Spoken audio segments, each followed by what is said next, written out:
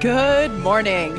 On your screen is a live view of Starship as it awaits its second attempt at our first ever integrated flight test from Starbase, Texas. If all goes well, we hope to see our Starship spacecraft and Super Heavy booster, which we collectively call Starship.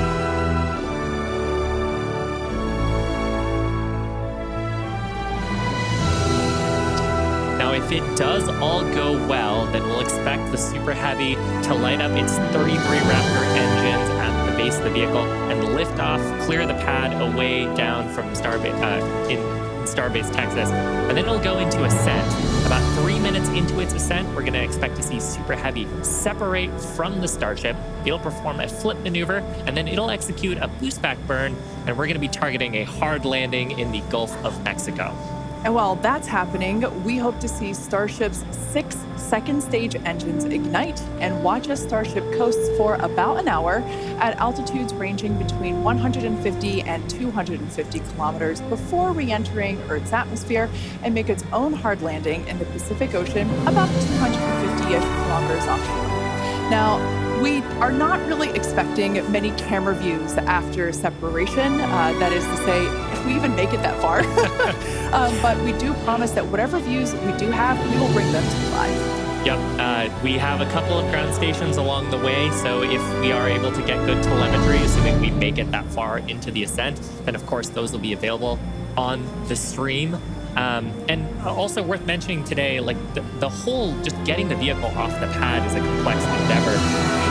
John Innsbrucker again here at the Hawthorne webcast desk. We're holding a T-minus 40 seconds. What we've heard so far is we have a couple of issues we're working. One is the booster tank pressurization. Final pressurization was just a little bit long. That's not unusual. We've held a T-minus 40 seconds before to pressurize. That appears to have been resolved. At the same time on the second stage, they're working some final purging. We should know very shortly if that is cleared and if we'll continue the countdown. Everyone, especially that person, is excited to keep going. Like John said, we should know shortly if we are able to continue. But as we mentioned before, we are able to hold up to 15 minutes and still be able to lift off today. Yeah, on Falcon 9, it's a little bit different. Once we start propellant loading, we pretty much have to go at the targeted time. Otherwise, the propellants can warm up and we may not have the performance for that particular mission profile. It's a little bit different on Starship. Folks, if I can interrupt. Yeah. It looks like they're clearing all the flags and we're going to release at T-minus 40 seconds. That is amazing news. Amazing. Team working quickly through their issues on first and second stages.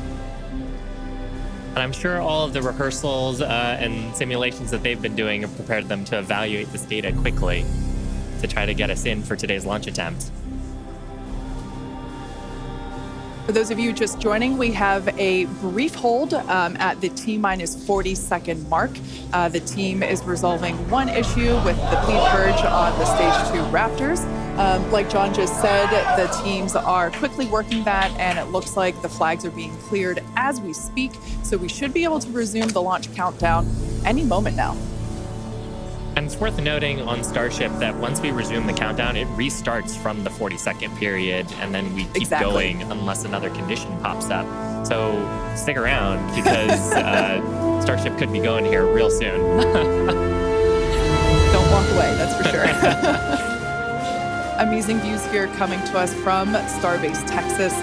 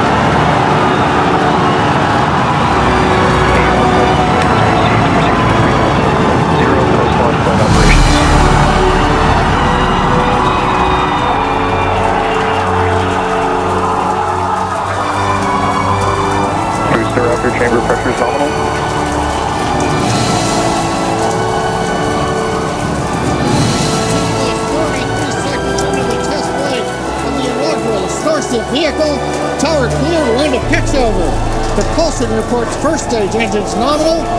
What a sight from the ground cameras at Starbase. We're flying at twice the thrust of the Saturn V heading to space. Additional signals at this proceed. We're throttled down and throttled back up. Going through the period of maximum aerodynamic pressure.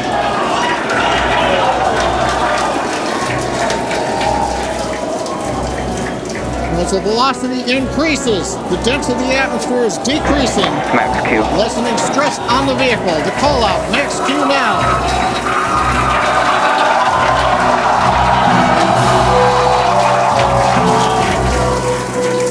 Continuing to watch the first stage as we head downrange.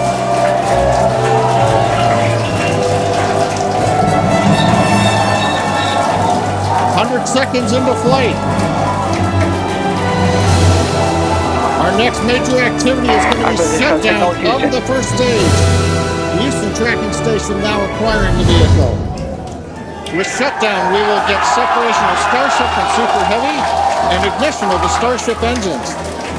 When Starship separates, we light up 6 engines in a staggered sequence. And if all goes well, those 6 engines will burn for almost 6.5 minutes. Onboard view from Starship. And there's views of the Raptor engines on the second stage as we prepare for stage separation. Now, after stage separation, the first stage will flip and begin a boost back maneuver for landing in the Gulf.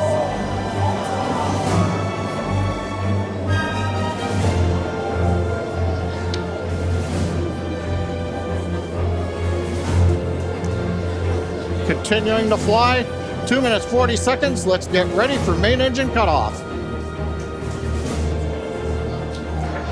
Restriction cutoff. Beginning to flip for stage separation.